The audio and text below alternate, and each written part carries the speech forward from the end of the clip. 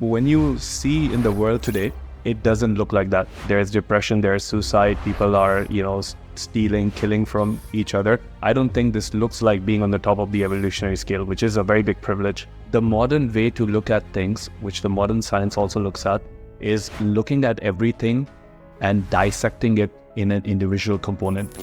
We can say that biohacking is basically trying to hack the current status that we're living in nowadays. So many of these invisible factors that don't allow us to be the best version of ourselves. So maybe biohacking is about going back to our original state. So how do we do that then? When it comes to science, we call this principle hormetic stressors, which means for people who are listening, what doesn't kill you makes you stronger, because most people think other people die and they don't realize that they're killing themselves.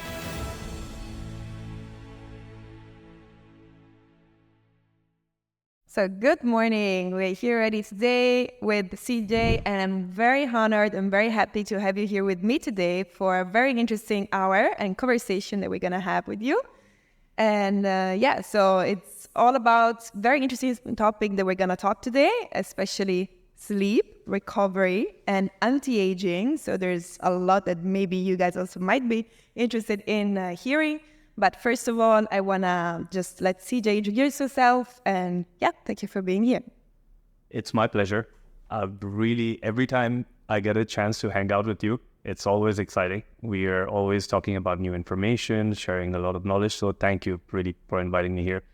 And my name is CJ.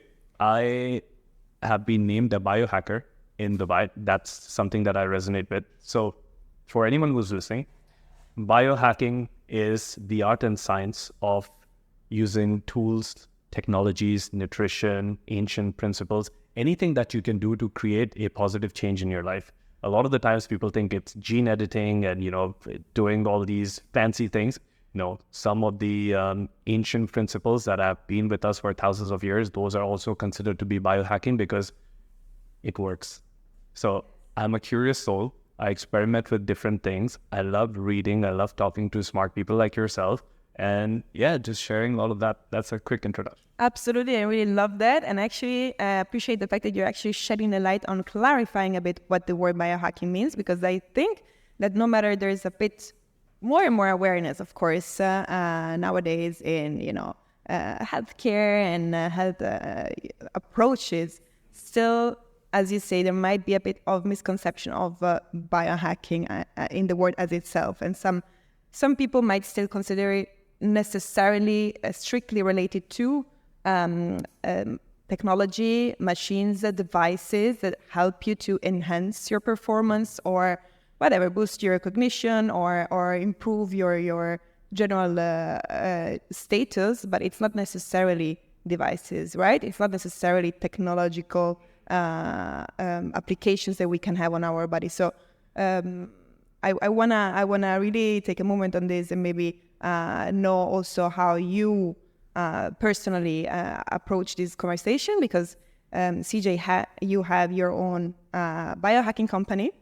So of course, there's a vast multitude of devices that you're actually really giving the chance here in the UAE to spread the knowledge and the sales to both corporate but private clients as well. So this is beautiful, and we're gonna go into that in a bit. But also outside these devices, like what is it biohacking? Why do you say it's also related to implementing our upgrading our life through nature? Why is that? So, to put it simply, if we could go back and live in accordance with the laws of the nature, then we wouldn't be needing any biohacking. Biohacking comes in mostly, like let's say if we take the Pareto principle, the 80-20 rule, the 80% of the biohacking is coming in because we are in what I call an ancestral mismatch. We are in like a room like this, which looks like a box. We go to the office, we're in a box. We're never exposed to so much of lighting. We're eating from processed and packaged foods. We don't interact with the soil. So there are all these things which with evolution, which is millions of years. So I want everyone to understand that humans are at the top of the evolutionary chain. And it is not by accident. It took a lot of hard work. Our great, great, great ancestors have to go through a lot for us to be at this point where we're dominating the world, unfortunately. But again, we are at the highest of our cognitive features. When you see in the world today, it doesn't look like that. There's depression, there's suicide, people are, stealing, killing from each other. I don't think this looks like being on the top of the evolutionary scale, which is a very big privilege.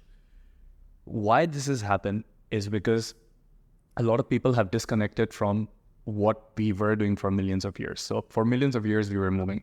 Now we're sitting down. Sitting down is even more dangerous than smoking. So it's compared to smoking. And that's crazy, because even if someone says, I go to the gym every day, they might be getting up, going to the gym for 1 hour, but they're sitting for the 8 to 10 hours. And that's not how we were intended to be.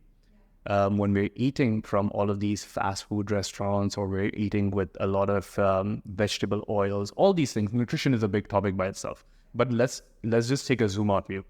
When we talk about eating, even the most healthiest food these days is contaminated with herbicides, pesticides, microplastic, all of these things, right? We go into the silly part.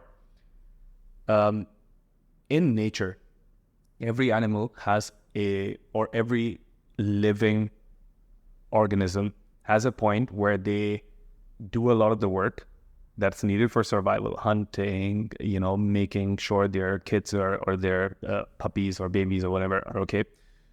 And then they rest. These days, humans have forgot to do that, because we are in this achievement orientation society, and we are following this pop culture of always going out there and getting something, and there's never enough, right?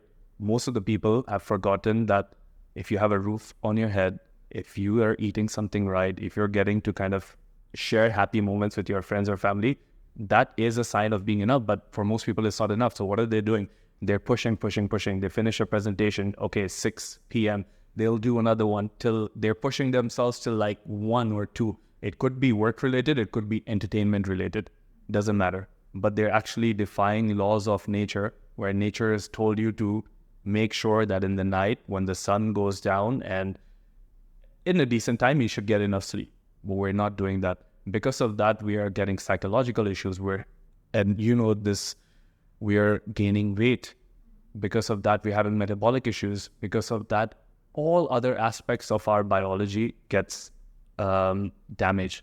So the modern way to look at things, which the modern science also looks at, is looking at everything and dissecting it in an individual component. But when you look at the miracle and the grand miracle of life, nothing can be dissected into something small. Everything is interconnected. So if you don't sleep well, you're going to suffer your health. You're going to lose hair. You're going to gain weight. If you work too much and don't rest, or you eat crappy food, you're not going to be able to sleep well. So it's all connected. The way you even act in front of the society, your opinions about the world, your opinions about yourself, is all influenced by invisible factors that are going around you. And biohacking, in a way, is an attempt to understand the material things, the immaterial things, the visible things, the invisible things, because even right now in a room like this, we have crazy blue light that's going in our eyes. There is mics which are creating an EMF radiation. All of these things we cannot see. I promise that the next podcast, we're going to have it on a beach, right? Yeah. Or on the mountain. And the vibe becomes exactly. better. So what I'm trying to say is there are so many of these invisible factors that don't allow us to be the best version of ourselves. So really, really thank you for that. And let's say, long story short, how we can define biohacking, and then prove me wrong if it's not correct. We can say that biohacking is basically trying to hack the current status that we're living in nowadays, right? Because maybe exactly how what is the type of society we live in, the pace we live in, the type of restriction that we live, because we are more exposed to toxins, more exposed to closed environments. and pollution and all of this is making us more distant from our original natural state. So maybe biohacking is about going back to our original state. So how do we do that then? Now, we have maybe two main sort of ways where, again, technically, originally speaking, the best thing is just to try to recover our own connection to nature. So how do we do that? Of course, we have many natural ways of, quote unquote, hack ourselves, which is, again, trying to expose ourselves more to sunlight, especially at sunrise and sunset, trying to expose ourselves to hot and cold therapies just because we have to maybe regenerate and recalibrate our own stressor response to the original status. We have to have a clean sleeping routine. We have to be able to really breathe fresh oxygen, breathe fresh air, move our bodies naturally into nature. So these are maybe the most common type of biohacking that we can say are good daily remedies that we have to apply to ourselves in order to just function better and make sure that we have our own system in check. So this is one, and then maybe this is why also you might say, okay, there's so much of more of a hype also nowadays of everything that has to be that has to do with ice baths and I don't know, sauna and cryotherapies. And why is that? So this is maybe one of those tools that we can also connect to the word biohacking. That's the technology front. Exactly. So the first thing that you define is how you can go back to how we would feel like 100 years ago. You know, we were never in like air-conditioned rooms, so you would be feeling hot. We live in Dubai. It's really hot outside. Sometimes when you go into European weathers, it could be really cold. So the body is constantly not in a state of comfort, but in a state of micro challenges. Now, when it comes to science, we call this principle hormetic stressors, which means for people who are listening, what doesn't kill you makes you stronger, which means a little bit of cold, a little bit of hot, a little bit of fasting, a little bit of calorie restriction, just a little bit. When do you get to that Goldilocks zone where it's not too much and not too less, that's a positive stress signal for your body to become strong. Now, we have 37 trillion cells in our body. Each cell is going over 1 million reactions per second.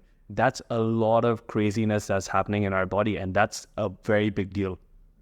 We kind of take our bodies for granted and not as granted. And this is one of the biggest mistakes I see a lot of people doing, because they think whatever they do to their body will be fine. Of course, this works when you're younger, but as you get older, your body starts aging and it starts losing all of these superpowers that you had when you were young. And people still start abusing it. Not sleeping, not eating right, overexposure to toxins, drinking too much alcohol, smoking so much. We all know it's bad for us, but we still do it, right? Because most people think other people die and they don't realize that they're killing themselves. When they think of themselves, they think, oh yeah, whatever, nothing's going to happen to me. Now, the other side of it, if you cannot go outside, we're all busy. Yeah. A lot of people don't have time to wake up in the morning and watch the sunrise. A lot of people don't have time. In Dubai, we don't have cold climates. So what do you do in a thing like this? This is where the hacking mentality comes in, where a computer hacker, the way the term originated, you're running a software or a piece of equipment, let's say Microsoft, and you know that this software is capable of so much more. But the operator, Microsoft, doesn't allow you to access certain features. So you take the back door, you hack into something, and you advance the features because you know it's able to do it.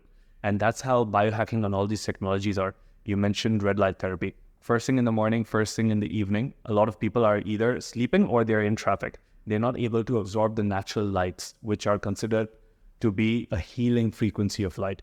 They consider of two lights mainly. One is a red light at 660 nanometers, and one is a near infrared light at 850 nanometers. Only at 5 to 7 minutes first thing in the morning, you'll have this light when the sky turns orange and pink. I was blessed enough to travel a lot, meet a lot of cultures, and in every culture, they're saying if you want to live for a long time, watch sunrise and watch sunset, not from your iPhone. It might look better. Go outside, feel it. But with the modern life, of course, I cannot most of the times, where, we have different priorities and we have to do things. But that's where biohacking comes in. Can you keep a red light panel first thing when you wake up and get 5 minutes of that same red light? Again, we are trying to mimic the nature. And red light is there. It's just not convenient for you. So let's bring the red light therapy home. Maybe grounding is not convenient for you. Why don't you bring a grounding mat where you're working? Maybe ice bath, like you said, ice bath. Being cold is not convenient. Let's do a cryo chamber. Let's do an ice bath. So we're actually just looking at what's already there, because remember this, the human brain and the human body, we always function with the amount of data that we have. So anything that has come into your life is because of the impressions that you have gathered from your friends, family, books, whatever. And only because of that data, you're able to create something new. So we were able to speak. Now we created the microphone. We were able to see. So we created the telescope. Of course, our ambitions is to go the long way. But we only have created things from what was already present. So it's not like we discovered a lot of things. It's basically when we wanted to kind of like speak to a large audience, it's, you could shout. But because you can shout and your voice reaches a lot of people, the idea of a speaker comes in. Yeah. Because you can communicate, radio is coming. So we're always looking at what is already existing. And biohacking is similar. Yeah. We're just looking at what was there. Let's create a device. Exactly, very beautiful. And let's say we sort of detached ourselves a bit from nature, but through biohacking, we're bringing nature to ourselves back again. Yeah. Thanks to technological advancement, thanks to all these devices. So this is beautiful. And what would you say I want to stop here on this topic just a bit before we go into our bullet points. What would you say are the devices that are nowadays more requested from your customers, and what are the devices that you actually use the most? So in terms of, let's just talk about the benefits. Okay. Everyone wants to look young. Everyone wants to be beautiful. Everyone wants to lose weight. And some people are struggling with sleep. Okay. So when we look at our devices, a lot of the demand that we receive for is our full spectrum infrared saunas, because it helps with detox, it helps with weight loss, it helps you relax, it helps anti-age, fits all of those categories. Then we receive a lot of demand for our ice baths. So we have 3 different kinds of ice baths. And again, this is because of social media influence, because I have an ice bath. Every time I step into it, I would almost do it every day. But like every time I step into it, I don't want to do it. So there's this inherent feeling. No one loves doing an ice bath. You love how you feel later. Afterwards. Exactly. That's like a workout. Exactly. So according to Dr. Andrew Huberman from Stanford, he says that you can get a 400% increase in dopamine, which is a reward pathway in your brain. It's a neurochemical, and it gives you pleasure. It gets rid of pain. It gets you more motivated. It gets you more confident, and it gives you more energy in anything that you're doing. A lot of the times, the way coffee works is A, the caffeine, but B, the caffeine triggers dopamine in our brain. So this dopamine is something that, we're always looking for. Yeah. That's one reason you go for the ice bath. So we get a lot of demand for that. And it's better to go for an ice bath to stimulate dopamine rather than going for smoking or alcohol addiction or cocaine. Exactly, which is always activating the same neurotransmitter, but in different ways. So if we're able to find solutions such as ice baths where we activate this dopamine production from the inside out as opposed to from the outside in, then I think it's the best way. And it's also really good for anti-aging. So a lot of beauty pathways get triggered with an ice bath. A lot of fat loss mechanisms get triggered. So believe it or not, we have different kind of fats in our body. So we have our visceral fat. Okay, And then we have something called as white fat, beige fat, and brown fat. Brown fat is a kind of fat that actually burns the other problematic fats. And when you enter the ice bath, there is a process where you increase your brown fat, or they call it brown adipose tissue, which means after the ice bath, you will actually be burning in your own fat stores. So a lot of people get really lean after doing a lot of ice bath. And that's people like that as well, because you don't have to go to the gym. You have to be mentally a little bit strong, but you got a high from it. So the reward is instantaneous. Again, with the sauna is the same thing. Exactly. Infrared sauna as well is proven to increase our TF, our thermic effect of the body. So it equals a certain session now. I'm not sure about how often, but having like sauna consistently on a recurrent level on a weekly basis, 5 to 6 times per week is really almost equating to a workout. So you burn around the same amount of calories, but with a full spectrum infrared sauna, you can be there for like 30 minutes. You can have a Netflix show outside or listen to a podcast, and you can actually be more functional. And it's great because recently I tore my MCL and I was injured. I couldn't walk. I couldn't go to the gym because of the physical limitations, but I could sit in the sauna, and that enhanced my recovery.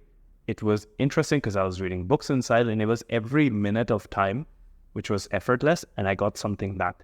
Whether it's education, whether I took a phone call, whether I was watching a Netflix documentary. But again, infrared sauna, that's a good thing. You can actually get every minute back, which a lot of people want, because we see a lot of people right now will complain about one thing, that they don't have enough time. So anything that you can do to give some time back to them, they get very happy. And beauty is one more thing. We have a lot of requests for our beauty mask, and we have looked at the current statistics of the beauty market and the growth, and we are heavily investing in research, innovation, product development in the beauty sphere, because we know a lot of those, there is a need for it. So we're actually going and feeding a hungry audience. A lot of people are into, it was traditionally only women. Now a lot of the men are also looking for devices. So this is something that we're really excited about, because it's sometimes difficult to explain the average person what biohacking is. But the moment you use the term beauty, everyone wants to get it. They don't care how and what it does. As long as you can make someone beautiful, they'll take it. And what about anti-aging? Yeah, so all of these things, with my company Biohacking, whatever we do, the premise of everything that we have researched, everything that we have created starts from longevity. So we never wanted to make people recover faster, or we never wanted to get people a detox or the dopamine boost. Those are side effects of what we do. But our premise is always anything that we create, even with the beauty, because it triggers red light triggers mitochondria triggers energy production. So eventually it will always be triggered towards longevity. Nowadays, there's more and more talks of longevity. If we look at the current market scenario, the global market for anti-aging and longevity sits at $246 billion US. So it's a huge market. So a lot of people are listening to longevity now. When we started, no one was interested in longevity and biohacking, but I see a lot of people interested now. So our premise is longevity, and anything that you can get on top is a benefit. Amazing. All right, so I want to talk now about one of the major concerns that we might have nowadays that I feel is very common between the people that I talk to, my own clients, my own social circle of friends and family, but also what I hear in terms of general numbers nowadays. So people suffering from chronic fatigue. What is your view on that? Even just in the States, 5 million of people are suffering from chronic fatigue nowadays. It's a huge concern. It's been growing. And how is it possible we have, all this ease of life on one way, and at the same time, we are less able to pinpoint and understand why people are suffering from such conditions, despite maybe living a healthier life and being more exposed to certain privileges. So it definitely means that there is some dysfunction at the mitochondrial level. Just to mention what you were talking before, again, mitochondria are the powerhouse of the cell, so they are the ones responsible for the ATP production in our body, and we have a certain amount of mitochondria in our body, but again, we can actually stimulate the production of more mitochondria that makes us more resistant and resilient to developing stressors. And so here it comes when, okay, how can we understand when we are developing chronic fatigue, and why are people nowadays experiencing such? Great question. And it's good that it's coming from your social circle, because I know you have a very big social circle. You're blessed that way. So I want to dissect this question into 3 parts, or 3 ways of looking at it. Let's start with the mitochondria piece. 90% of all chronic fatigue disorders are mitochondrial dysfunctions, which means she beautifully explained what mitochondria are. They're these organelles within every cell. Some of our cells, like our eye cells, have 10,000 mitochondria per cell. Some of our heart cells have 50,000 mitochondria per cell. So it differs. Imagine this. You have a car, okay? When you're born, you get like a new car. So you are vibrant in energy. You're able to even metabolize alcohol in your 20s. And then as you go into your 30s and 40s, things start slowing down. It's just the car analogy. The car starts getting old. It keeps breaking down, and you need to fix it, okay? Different parts of the car. One of the main things is like the engine. And the engine of the car is our mitochondria.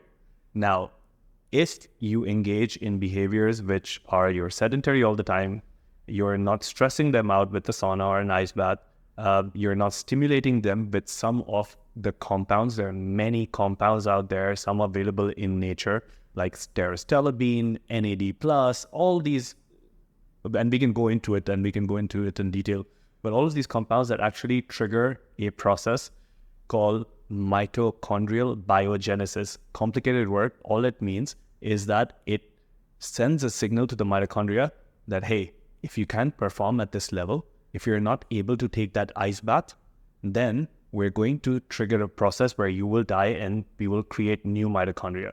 This is like changing the engine oil for your car. This is like getting a new engine. Because if you're like trillions of cells are all mitochondria, imagine you start changing them. Okay. What happens in chronic fatigue syndrome is that you have these dysfunctional mitochondria, and because of that, you don't have any energy. So I can tell you, like, Chiara, I'm really, really tired and I'm brain fogged and I can't do much. And you tell me, like, as a nutrition and a health expert, tell me, why don't you go to the gym, CJ? Go to the gym. And now I try to go to the gym, but I don't have the physical energy. Maybe I haven't done exactly. So I look at myself as a failure because I can see everyone's going to the gym, but I cannot. It's not that I don't want to. Physically, there's this huge chatter of organelles in my head saying that, CJ, you're not going to be able to do it. So it's my one thought process fighting against trillions of these mitochondria, which are alive, and they're actually communicating with us because they're not able to take the gym pain because we have exhausted them so much. It's like your car, just, the engine analogy. Your car is just like the engine is revving up, gases are out, or every part's breaking. Even if you try to accelerate, like, you're going to burn down. That's exactly what chronic fatigue syndrome is. People are not taking care of themselves so much. If you take care of yourself very later in life, of course you can reverse it. But if you've reached the chronic fatigue syndrome, then there are many other tools around it as well. The other thing I want to offer the audience is, so University of Minnesota did a study where they said that an individual takes 35,000 decisions per day. That's a lot of decisions. With every decision, you lose energy in your brain. Our brain is 2% of our body weight, consumes 20% of all the energy. Every time you make decision, you're actually grabbing a lot of energy. It could be small decisions. Hey, what shoes can I wear today? Hey, should I sit on the left side couch or the right side couch? These are all micro decisions. You don't think of them much, but at the end of the day, it compounds so much that it's grabbing a lot of energy and resources from your brain. And then you feed in deep fried stuff, you're not sleeping enough, you're smoking, inflammation is really high, your gut, exactly, your gut microbiome is distorted. And then this goes on a vicious cycle. So I think a lot of people they're using their brain much more than they think.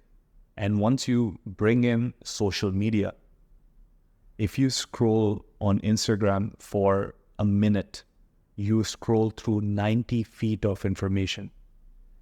If we had to say that on an average, everyone's screen time is 6 hours to 11 hours, let's say. On the lower end is 6 hours, and the high end is 11 to 12 hours. Can you just imagine, in 5 minutes, you're going over 450 feet of information. It's crazy. All of that information is going to your brain. Your brain is evolutionary, not designed to process that information. And it's basically you putting the engine outside and revving it all the time and not giving it enough time to rest. It's going to blow up. So that's what's happening. For most people, the fatigue starts in their brain and then it spreads to the rest of the body. Because what else is in our brain? Our HPA axis, hypothalamic pituitary adrenal axis. Hypothalamus is a part of the brain that associates with memory formation, working memory, a lot of these things. Pituitary is where you're going to be releasing a lot of hormones, stress hormones. I want to eat all the time. I'm lazy. I'm tired. All of these are actually an interplay of hormones. It's released from the pituitary. Then it goes to your adrenal axis.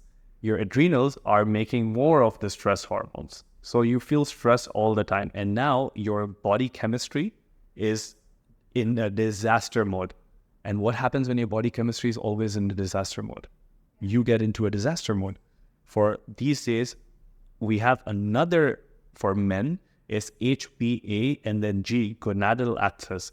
So testosterone is going down, libido is going down. Because of that, dopamine is going down. You're not interested to do anything apart from playing video games. And it doesn't help that the whole engine of the economy is trying to get you hooked onto something, whether it's sports, whether it's the politics, whether it's the news. You are driven into getting exposed to information that's going to get you hooked, that's going to fry up your neural circuits. Think about it this way. Our brain gets, in a second, we'll have like around 11 million bits of information. Do you want to take a wild guess how much our brain can process? It's about 30. 11 million bits per second, just without even looking at social media. It's just the advertising, the marketing, the lights, the sound. Your body is processing information which is invisible to you. The EMS is all going to make you tired, unless, I wouldn't even say go the biohacking way. Be more conscious. Know that these things exist. And don't drive through life with, when sometimes you're driving through the road and you're going somewhere, but you like end up somewhere and you're like, wow, how did I get there?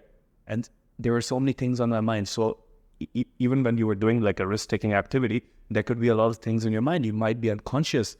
Don't navigate life unconsciously. Take a step back. Take a deep breath. Ask yourself, okay, in a lot of traditional Eastern philosophies, we're taught your life is your karma. That means your life is your action. That means every action that you take will have a consequence. Whether you like this consequence or you don't like this consequence, that's the different thing.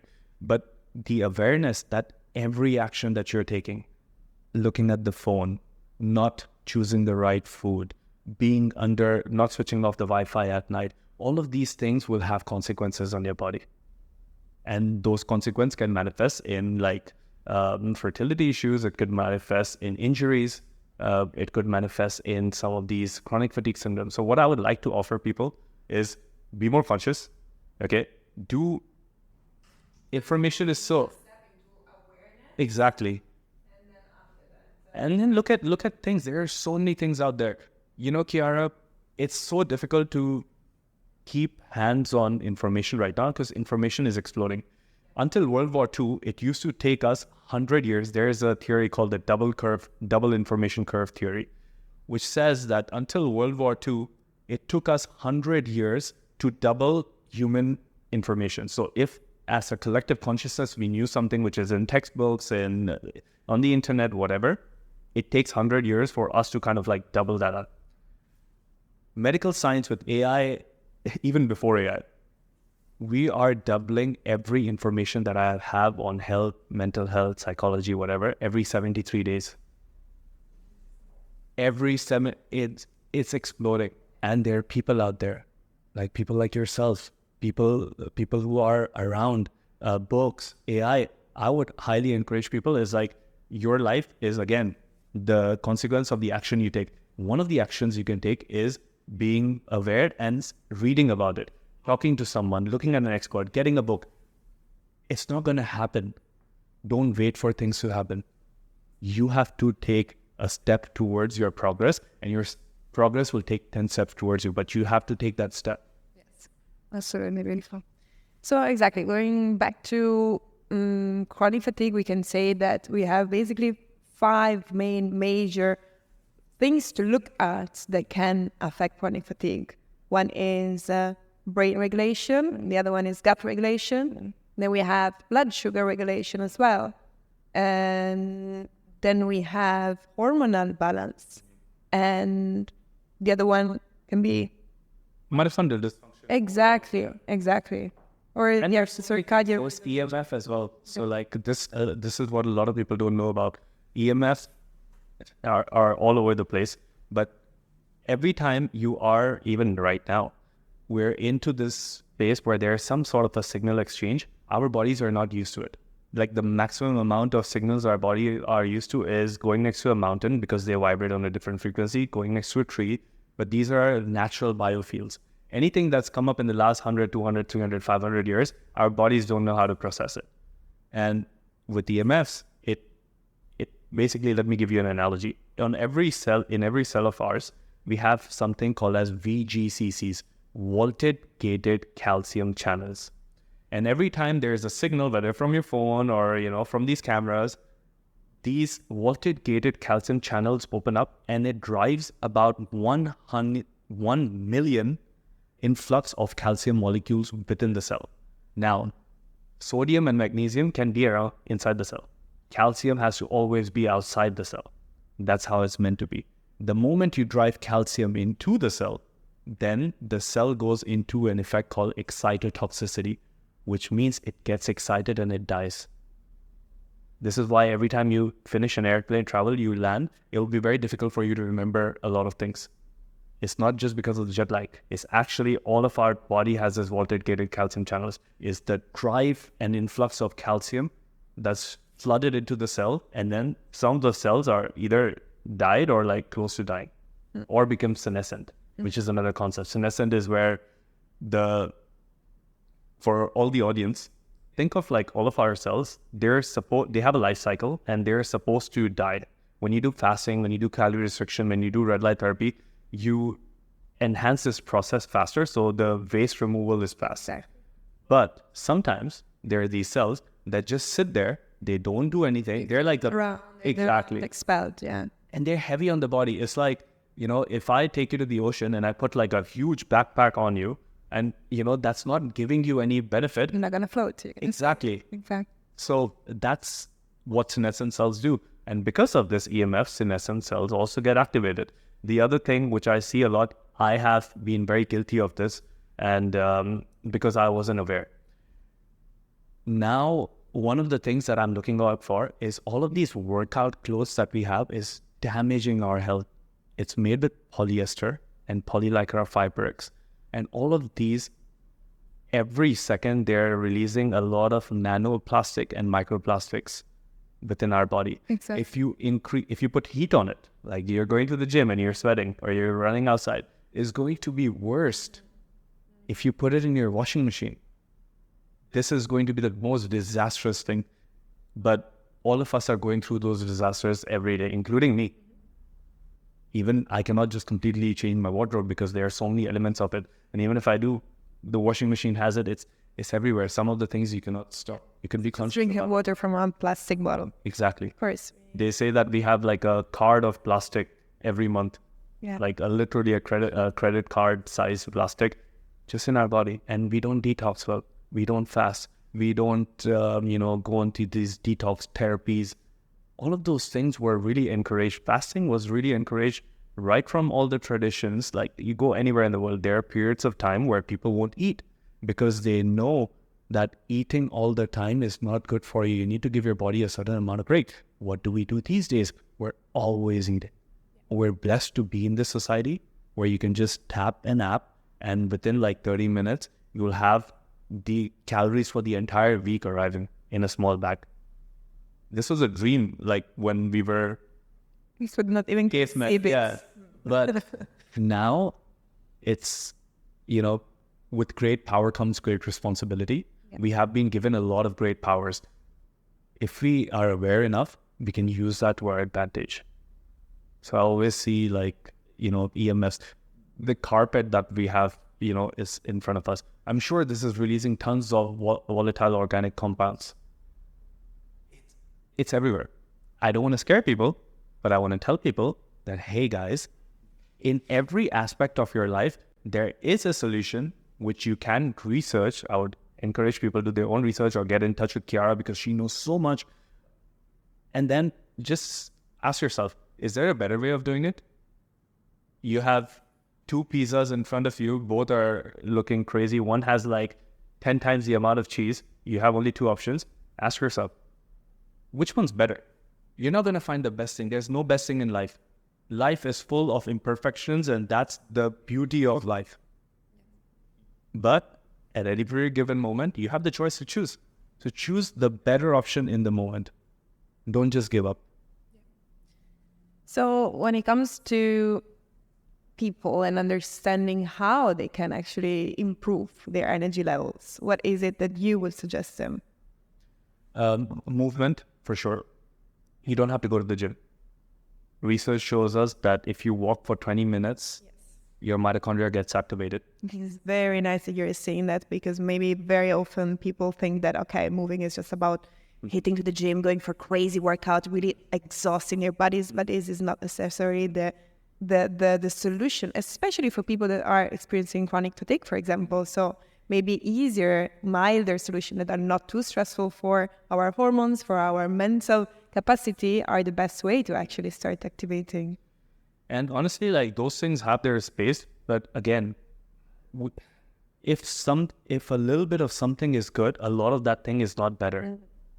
You have to be in the Goldilocks zone. Goldilocks zone is where nature operates, where the stars are operating, where the planet is operating, where the sun is operating. Few centimeters, few inches, few energy particles, and then life doesn't exist. Your body is the same. Move a little bit, do hard things once in a while. When it comes to food, I want to keep it super simple. Just ask yourself does this food directly come from nature? So if you're on the vegan diet, where are your fruits and vegetables coming from? If you are on a carnivore or something, don't get something which is highly processed. Yeah. If it's available in nature, you have evolutionary memory to process that information. Yeah. Like, for example, each and every cell of ours has more memory than our brain. They're like different kinds of memories. But it's the same memory. If I give person X a dog food, that person X will not become the dog because the body knows it has genetic memory, it has evolutionary memory, it has so many different memories. So it also has the memory of how real food is. It doesn't really have the memory what was invented last year in a factory. So give your body all the information and the things that it knows how to deal with. Yes. I heard a beautiful definition the other day on a podcast. I think it was literally saying this, eat anything, the way you have to consider, the way you have to consider what you eat is about how recently it was either swimming, growing, or moving on the planet. So how recently was that? So the most recent it is, then the better it is for us to have this food. So let's say, I don't know, we're going to the supermarket and we see a potato chip or a boiled potato, then of course we rather go for the boiled potato because the process from when it was taken from the ground to when we have the finished product is just more recent. So if we can cut this time in between from when food comes from nature to us, that's the best way we can actually in the yogic science, we say something beautiful. If you look at a lot of these ancient people, right, they won't, of course there's option to refrigerate, but they won't eat their food if it's like within 12 hours. They'll like pick something, go to the market, get something fresh, cook it, eat it. If it's 12 hours, they don't touch it, because they say that the energy of the food also deteriorates. So you can have something after, the more it extends, and that reminds me of this concept. The more time it takes, the more it's frozen, the more pesticides are on there, it loses the biological energy footprint that your body can absorb. Interesting. But again, we live in a modern society, right? This is not always possible, guys. But at least you can make the right choice of what is out there. You know, potato chips and all these things. It's also crazy because, you know, there is food scientists are given a budget of 65 million US dollars to just sit in a lab and figure out what combinations of food in, for example, a potato chip, carbohydrate, salt, fat, never available in nature. You can go through anything. There is never a combination like this available because you mentioned this. And what it does is it excites the brain. This is novelty. This is huge calories. Our brain has evolved through millions of years, but we still look for this. Like our brain still thinks we're back at a million years ago. So it will take any opportunity to grab something which is high calorie. Yes, and because it makes us survive more easily. Exactly. That's why how in nature we used to find honey, and that was a perfect source for us to give us energy, quick energy that we could really easily use to, again, fly away and escape. Exactly. And this is what I tell people.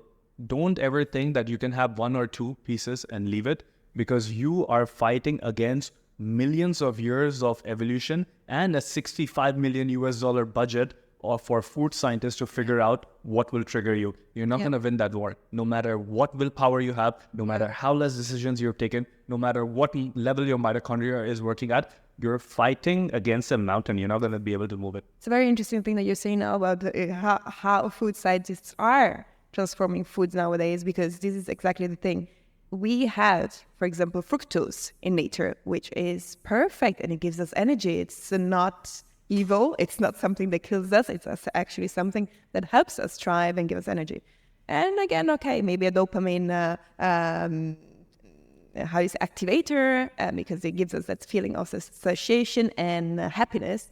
But at the same time, in nature, we do have fructose in fruits, for example, and they are fructose in fruits is combined with fibers.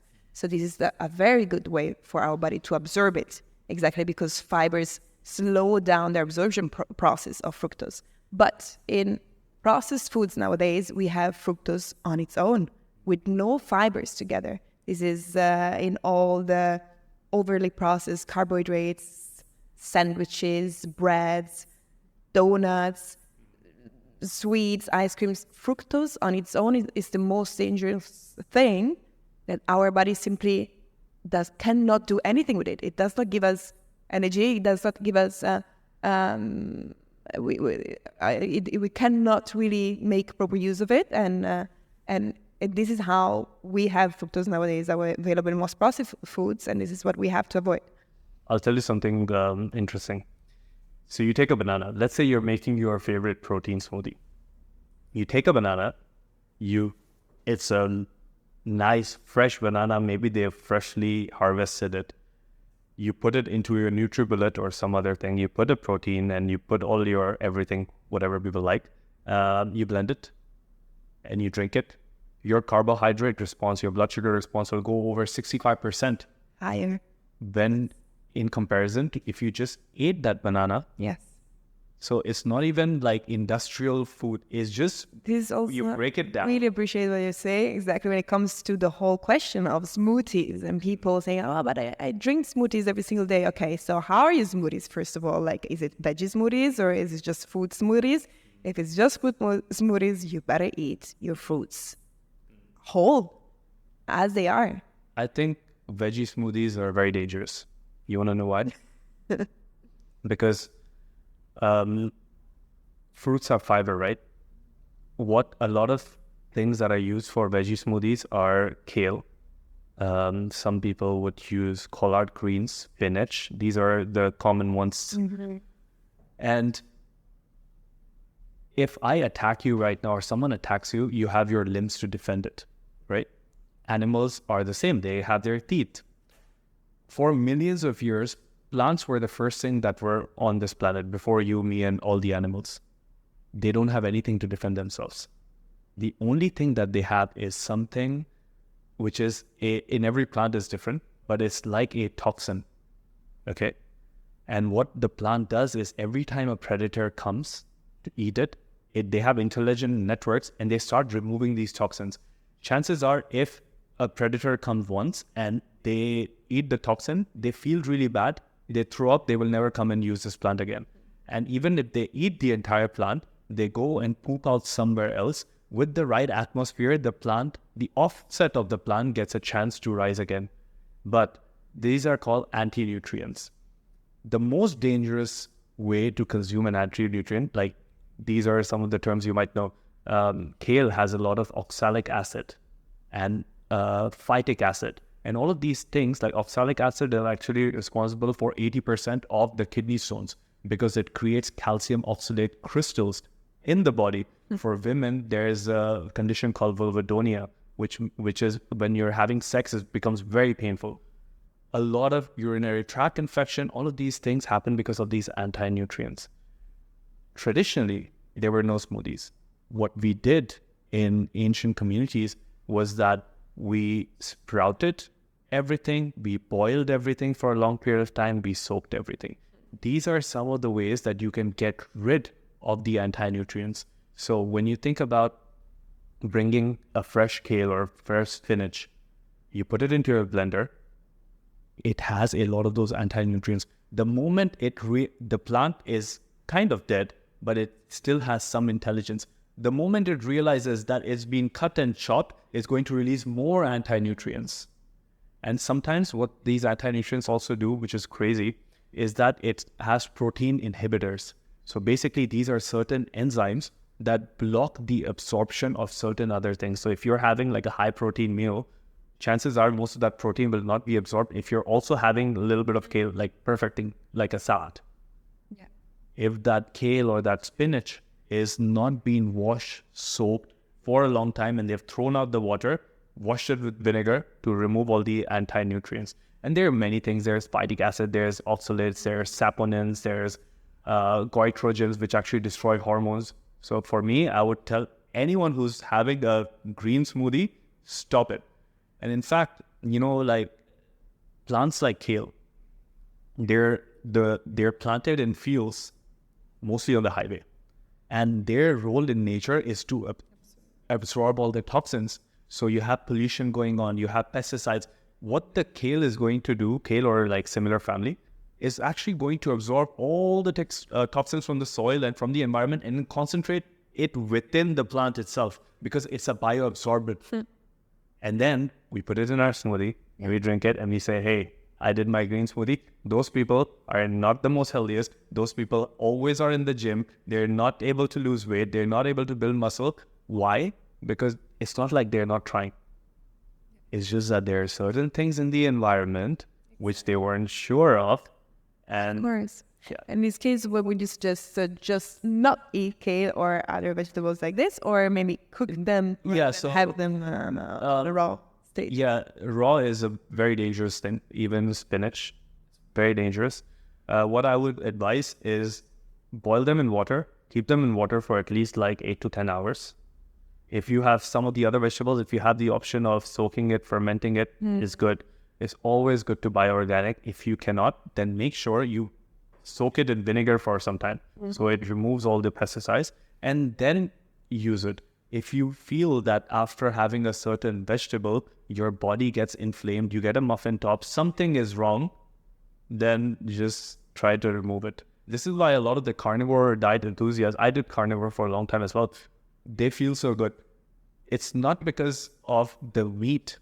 It's because they're avoiding all these irritating things, which everyone told them was healthy. The kale was healthy, the Swiss chard was healthy, all of these things were healthy.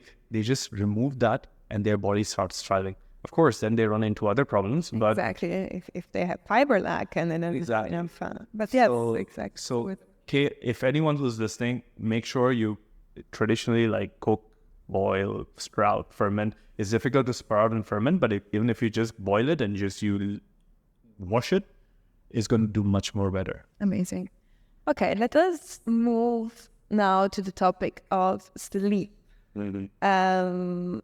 Do you feel, I don't know, your people, are they asking you different questions regarding that? And what would be your main suggestions into improving our sleep? I'll start with the suggestions first. Sleep is pretty simple. Your brain is not able to shut off and sleep because of few things. A, blue light. Okay. Any light from your phone, any light from your environment, TV, street lights, all of these things, they trigger a part of the brain which doesn't allow the brain to relax. Blue light means our brain interprets it as sunlight. If you have sleep problems, go in the middle of a savanna next to a fire, all your sleep problems will go away. Go for 10 days and then without your phones, without anything, the only amount of light that you're having is the natural light that's coming from the sun, the moon, the stars of the sun, but like the moon and the stars, and some natural camping light. Without any stimulation to your brain, you will start seeing that you're sleeping really fast.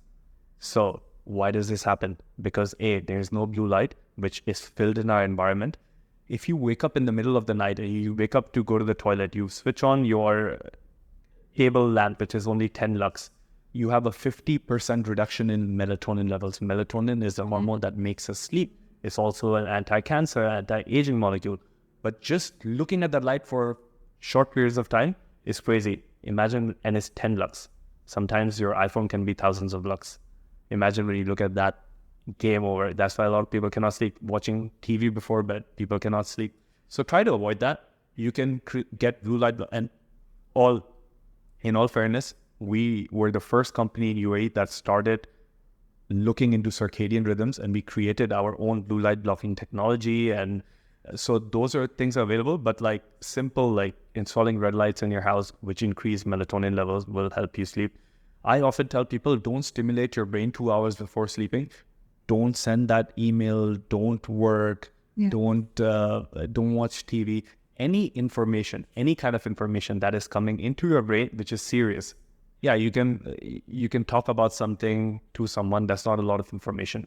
Digitally, physically, if information is coming in, it's going to be very hard for your brain to stop, because our brain loves.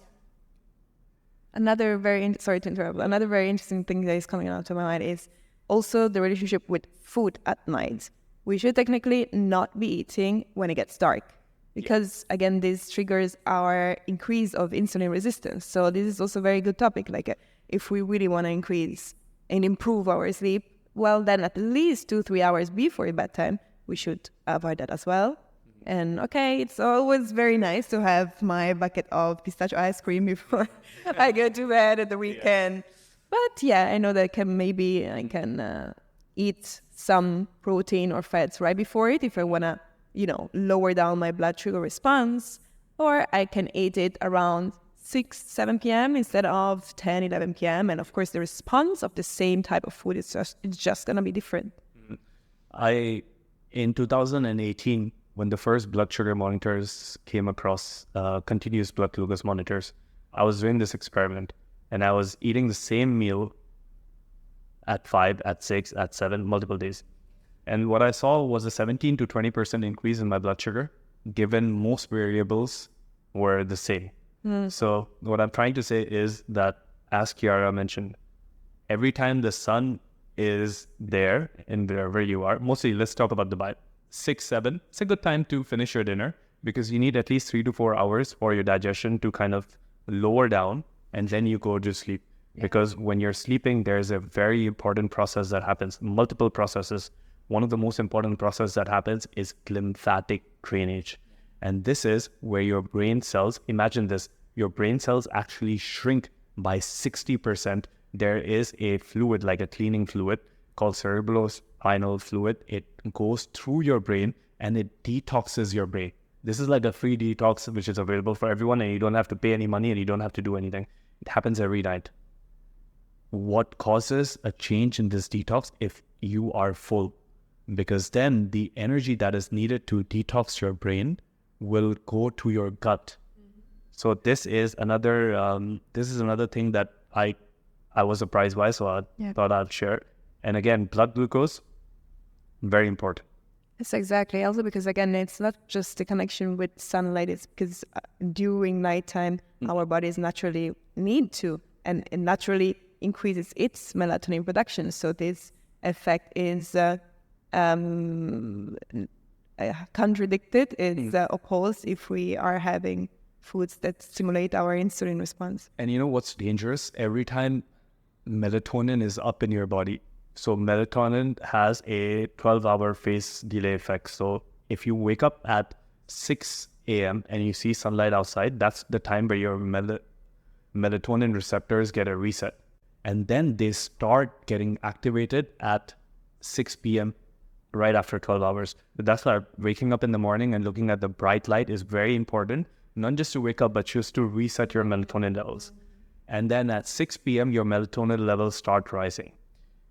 When your melatonin levels are high, if you have 10 grams of sugar, let's say it would give you on a normal day like a 20% increase, it might give you a 60% increase. Every time and this is really dangerous for people who are taking melatonin pills as well. If you have melatonin in your body, which is rising, your blood sugar response is going to be 2x or 3x, even with the healthiest foods, is because melatonin, because naturally you're not supposed to have that blood sugar response. So when melatonin is elevated, don't have anything sugar. One exception to that is for highly trained athletes who do some fasting and sometimes they're not able to manage all of their calories, and they have problems with sleeping, is raw honey. Because when you take raw honey, it goes directly to the liver. It doesn't get metabolized so much by the gut, but it goes directly to the liver. And what it does is it powers up your brain in the night. This is only for very high trained athletes. If you're on low carb or keto, this is very, very important. A lot of people will wake up in the middle of the night at 2 or 3 and then they can't fall asleep. Hypoglycemia. Exactly. The blood sugar drops because there's no glycogen in the liver. You have 1 tablespoon of honey. It's enough to power you for the next 8 or 10 hours. Of course, have it before, but if you wake up in the middle of the night, that could be one alternative. Exactly. So in this case, for people that suffer from hypoglycemia, then it is suggested to maybe have that small amount of carbohydrates before going to bed as their last meal of the day. Even 3 hours before. Exactly. I mean, if you have your meal and then as a dessert, just have some honey. It's also good. You don't have to have it right before sleeping, but it's a good idea if you're on low carb, keto, calorie restriction. And if you have that problem, a lot of people don't have this problem. If you're wondering why, another trick to this is glycine, because glycine can have similar effects on the brain. It also helps you. It's an amino acid molecule. It's a very super interesting molecule. Like a lot of people say that it has anti-aging properties. And one of the things that it does is it lowers down body temperature and it allows you to sleep faster. So when we're sleeping in the night, naturally our body temperature has to go low. If you sleep in a hot room, this is going to counteract that, because even in Dubai, in the middle of the desert, in nighttime temperatures will go low. This is what our body knows as a memory.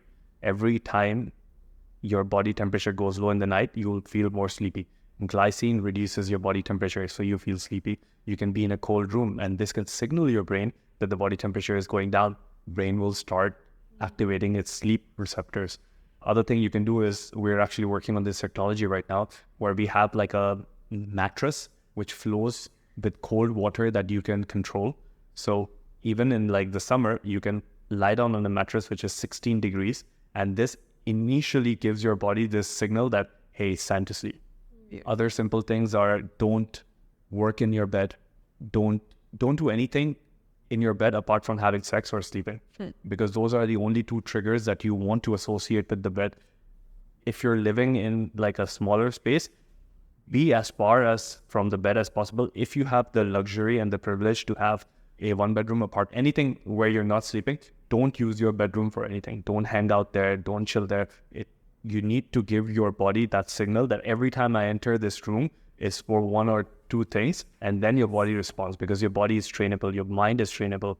Reading before bed for 5 to 10 minutes, it lowers stress by 60%. So if you are 62%, if you're one of those people who are like stressed out, do some reading. Journaling does the same. I also do your breath work also before bedtime. Yeah, there's Kelly McGonigal suggests a breath work which is 4-6-8. So inhale for 4, hold for 6, and exhale for 8. This activates the part of the nervous system that allows us to relax more, called the parasympathetic nervous system. If you cannot hold for 6, hold for 3. The main thing here is the exhale. Your exhale should be twice as long as your inhale. That's what does the trick.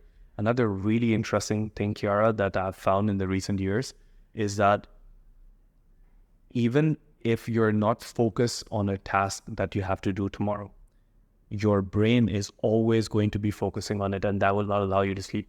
So what I do is I have this exercise called the brain dump, or the second brain exercise, where I have a notebook or notepad, anything, my laptop, and I will literally put everything that I have to do tomorrow in there, because that signals my brain that it's not going to forget anything, because your brain is always thinking there's something important to do, I might forget it. And then this is going to cause a lot of changes in your brain. You won't be able to sleep. So if you can just brain dump it, have a second brain somewhere, your brain knows. Yes, absolutely. The act of writing down before bedtime is great, really, for our brain to process it from a more subconscious level rather than conscious level. So it helps us to release from our current processing of things. At the same time, memorize it better, because we have this physical act of writing down. At the same time, we can, fall asleep easier and maybe have our subconscious pattern elaborating it, and then wake up maybe sometimes with the solution also, whatever we're writing down. And sometimes this really helps as well. They call it the Zeigarnik effect. The Zeigarnik effect. Yeah. So you work on something, and let's say you have to solve a problem, and you're just like, oh my God, I can't get inspiration or ideas. And most of the people, they'll give a long time block, maybe even days, to focus on one thing. But this Russian scientist, his name was Zeigarnik, and what he came up with the theory that every time, and this, everyone knows about this, if you focus on something, you take a break, go do something else, your brain is going to have time to process that information. Your brain is going to have time to actually look at the alternatives and all the options from a subconscious level. You might not even be thinking about it. And then when you're taking a shower, when you're driving, when you're doing something, you have this aha moment that, why don't I try using this? Your brain has always been thinking about it. And this also brings me to this point that the amount of, like, if you have drama in your life, if you have a lot of politics in your life, if you're, sorry for my language, like bitching about people, and like you're making other people so much of a priority, all of these things are actually taking energy from your brain. So invest your energy, your time, your emotion, everything in things that are useful for you, and just ignore everything else. Because if you get lost in the noise, then it's going to be crazy, because your mind is on build for that. Yeah, absolutely. Nice. Let us jump to now anti-aging, longevity, and what are the latest remedies or tools or things that we're trying on ourselves to really enhance our lifespan. One thing that I recently heard, which is really interesting, is the use of hyperbaric chambers. And it's so interesting because maybe, again, we might not really know the effects or immediately after feel the beneficial effects of sitting in a hyperbaric chamber. But there's studies that are really showing how by just one session under a specific type of pressure, minimum of, I think, 60 to 90 minutes, is really enhancing our stem cell production by 50%, which is a lot. And stem cell production from the bone marrow. So what does that mean? Is again, improving our immune response, is improving our cognitive function, is improving our detoxification. So it's really helping us to think clearer as well and act clearer. So it's really supporting so many aspects in our life. And it's something beautiful that we can really make use of thanks to technology. And so this is one. What's your thought on this? And what about other remedies? Hyperbaric oxygen is very interesting because I interviewed Jason, I forget his last name, but he's the leader of Hyperbaric Oxygen Academy in the US. So they train all the hyperbaric experts. And I think about 2.5 years ago, we're still friends. We had an unbelievable conversation and he was bringing up all of these facts and I was like, wow, is that possible? Fast forward, in our center, we also have a center called Beyond Limits. We have hyperbaric oxygen therapy. And hyperbaric is super interesting because if you actually do a session for 60 to 90 minutes, you will feel it that night. Your sleep will be better. Like you won't know, but there will be some part of you which will be, and the more unhealthier you are, you'll feel it faster. So hyperbaric is amazing. The current challenge with hyperbaric is that it operates on a dose-dependent response. That means if you do one session, it's great. But if you could do 20 sessions, that would be better.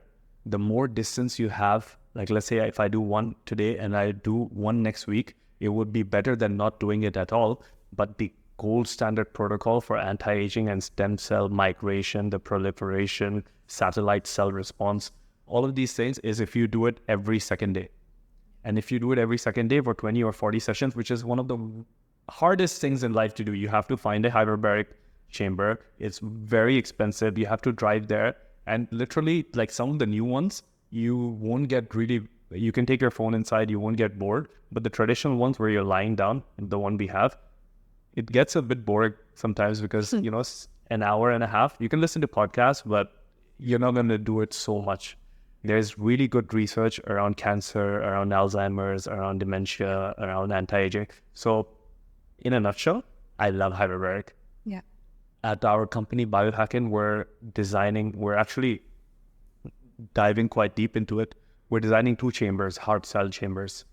One will be a chamber where you'll have a seat like this and you can go, it's like a whole capsule. You can lie down, you can take your laptop, and you can actually get into that pressured environment. This is a much more comfortable, a lot of places now are offering this kind of hyperbaric treatment. So I'm really, really positive about it. I would highly encourage everyone to kind of look into it. The caveat is it's very expensive at the moment.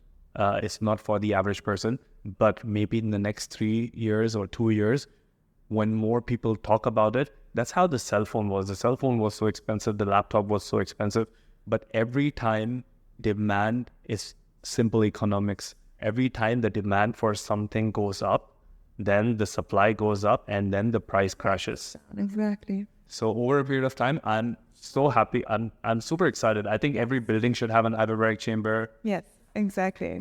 So let's say we're kind of lucky because we live in our 30s. Yeah. So we're still kind of young and we still have a good fraction of our lifetime by which all these new remedies are going to be more cost affordable, but at the same time, we're going to be exposed to so many more that are really going to support our life. And there's something that is really interesting that is called this longevity escape velocity, no? What does that mean? It's research is showing how we can improve by every year we live. we are increasing, science is increasing our lifespan by 1 year.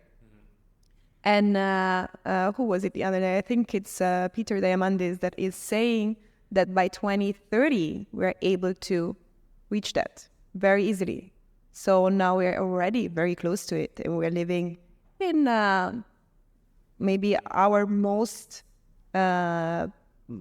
energetic time of our life.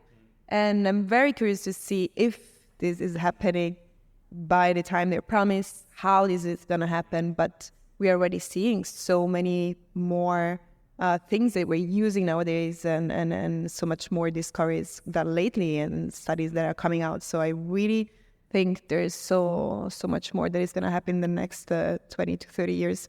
Yeah, like we're in 2024, 25, 5 years more, and I completely agree with Peter's prediction. Actually, it was Ray Kurzweil who actually found this thing, and they were talking about this since the 2000s, early 2000s, that the longevity escape velocity will be a time for the listeners. Think of this as a treadmill. You start the treadmill at the speed of 1. Now the treadmill is going in front, and you take a few steps back. That's how aging is going to be. For every year that you move ahead in your life, science, and like we said, 73 days it takes for all the scientific information to be doubled. So science will be on a period where you will be able to get 1 year back because of all the advancements. It's basically like you're never going to they're talking about the science of immortality and things like this. I just think it's going to be super interesting, especially for people who are going to be born in this age. In the next 5 years, they will live forever. Exactly. This is what's your view on this? About one thing is lengthening our lifespan, adding quantity to our life, and of course quality. One other thing is about living forever and immortality. What is your view on this? Living forever has been, a lot of, when you look at like history books, every emperor, every king, every person has invested a lot of time, resources, gold, alchemists in this idea of living forever. So if people really think about it, if, a comet hits us or something happens, like, would you really want to be forever? So this is everyone's personal choice. I personally don't want to be here forever. But I would like to be functional in later years of my life, so much so that I have been given a responsibility by all my friends because I'm so much into longevity. They're like, hey, listen, CJ, we're all going to die, but you have to take responsibility of our kids and our grandkids because out of all of us, we think you're going to be alive. And then tell us later, what happened. So they always joke like this. And I always tell them hey, I want to be functional till whatever age. And because I'm really excited about the future, I'm excited about distributed wealth. I'm excited about big data, AI, us doing gene editing, lots of other facets of life, and all the new opportunities that are going to come. So it's not that I want to live for the sake of living. I want to live for the sake of experiencing. Yes, I want learning and exactly sharing, doing more podcasts.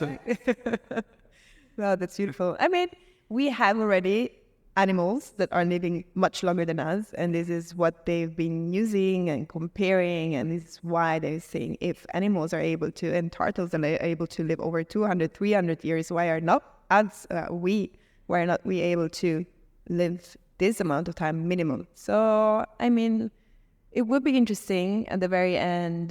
Time is also relative, so if we are able to experience an array of things nowadays, and we live up to 80, 90 years. And then we will be able to maybe live 200, 300 years.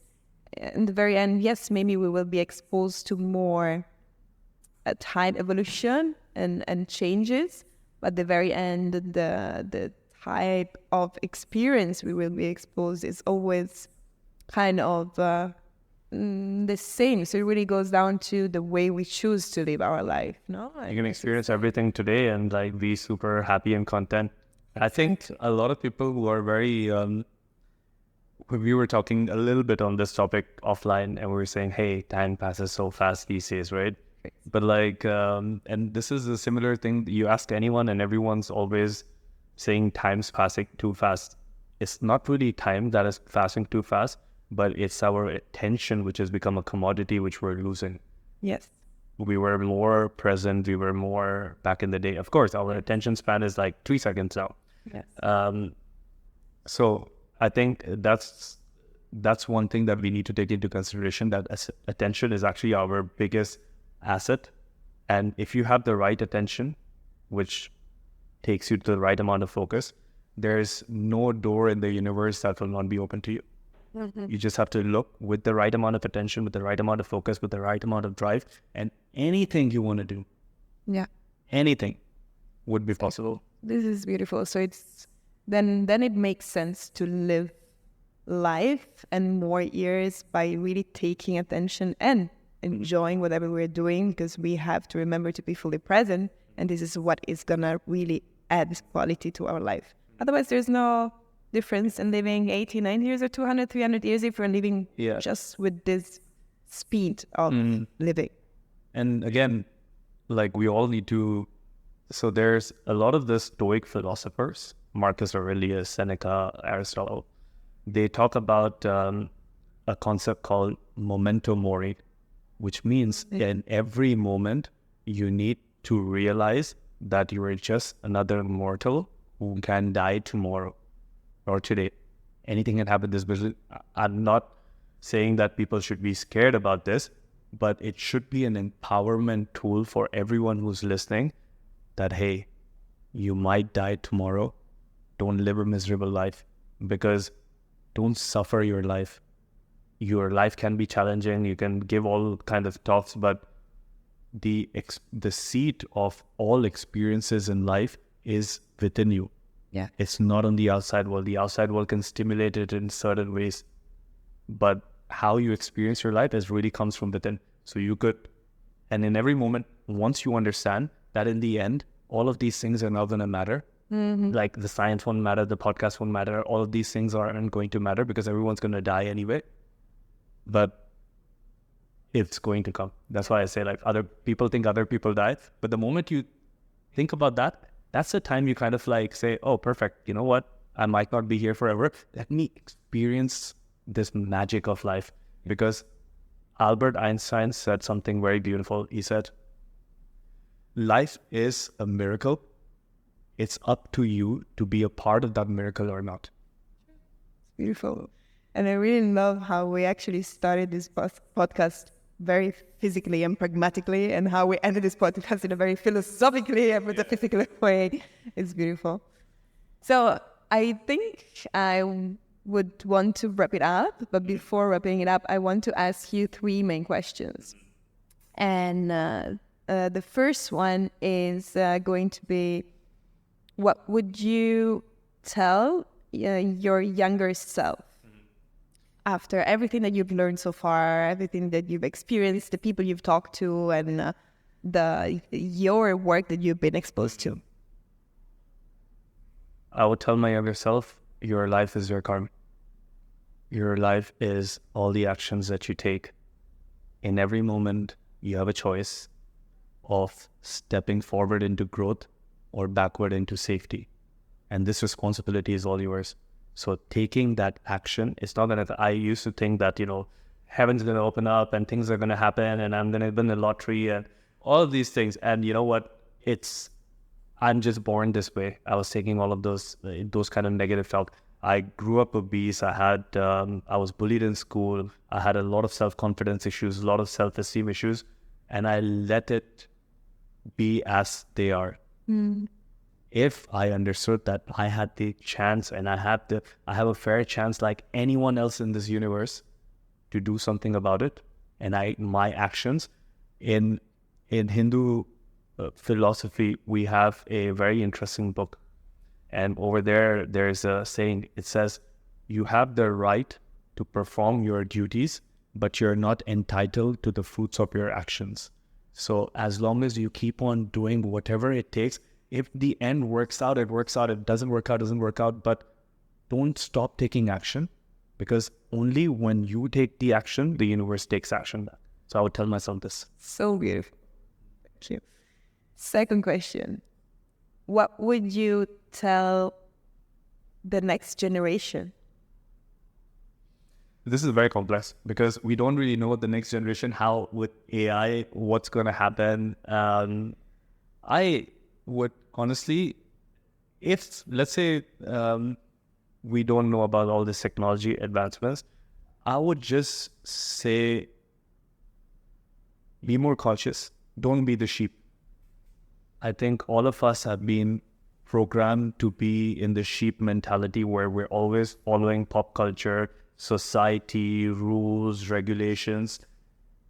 Not to be a rebel, but like, just ask yourself, are you just doing this because everyone else is doing it? Or are you doing this because your inner self wants to do this? You can study astrophysics, you can do whatever the hell you want, not because your family or your society is kind of telling you to do it, but if you really want to do something and change the world, learn, get excited, whatever. But do something more, don't be the sheep. Yes, beautiful. All right. Final question. Now it's just generally to everyone, the public here listening today. What is your life lesson that you would like to sum up in one sentence?